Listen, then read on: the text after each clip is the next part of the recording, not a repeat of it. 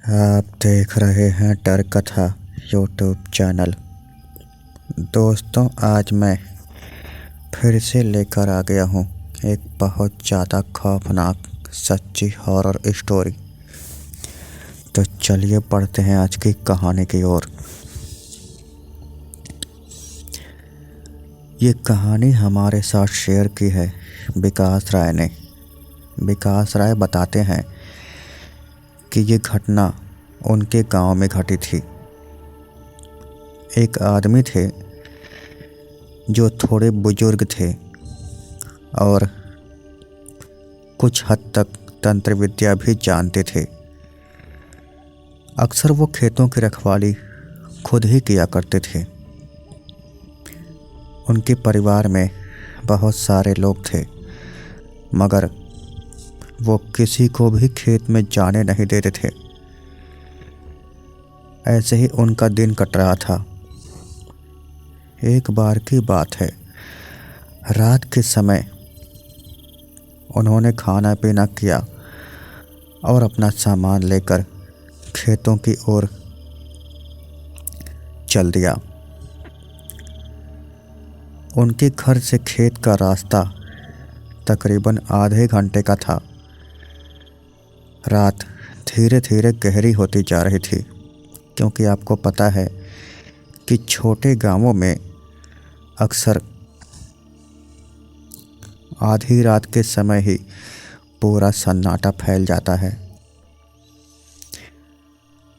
अंधेरा इतना ज़्यादा हो गया था कि सही से कुछ दिख नहीं रहा था, क्योंकि तब के समय बिजली की व्यवस्था बहुत ही कम घरों में हुआ करती थी।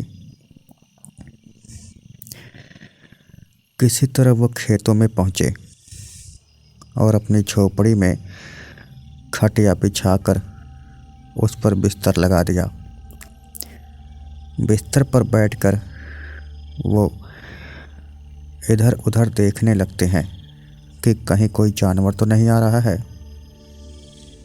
काफ़ी लंबे समय तक देखने के बाद जब कोई जानवर नहीं आता है, तब उनको लगता है कि अब सब कुछ ठीक है, दिक्कत की कोई बात नहीं है। यही सोचकर वे सो जाते हैं।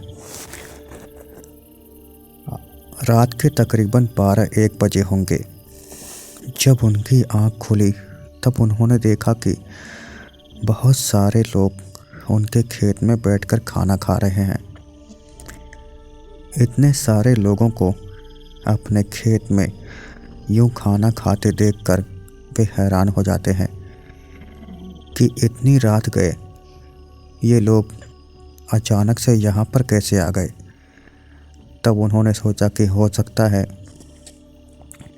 दूर के कोई यात्री होंगे और खाली जगह देखकर खाना खाने बैठ गए होंगे। इससे मुझे कोई दिक्कत नहीं है। वो इधर उधर उन्हें ही देख रहे थे कि कब ये लोग खाना खा के जाएं और शांति से वे सो पाएं। तभी उस ग्रुप से एक आदमी उठकर आता है और उनका हाथ पकड़कर बोलता है, उठो भाई, चलो तुम भी खाना खा लो।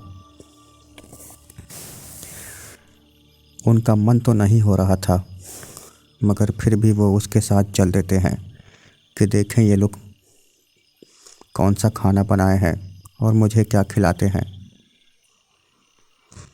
उनको ले जाकर लाइन में बैठा दिया गया और पत्तल सहित उनके आगे खाना परोसा गया।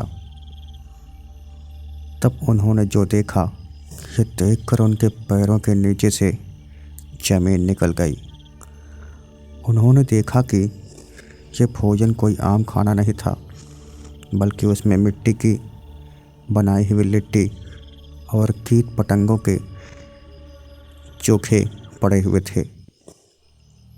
वो समझ जाते हैं कि ये लोग इंसान नहीं बल्कि कुछ और ही हैं।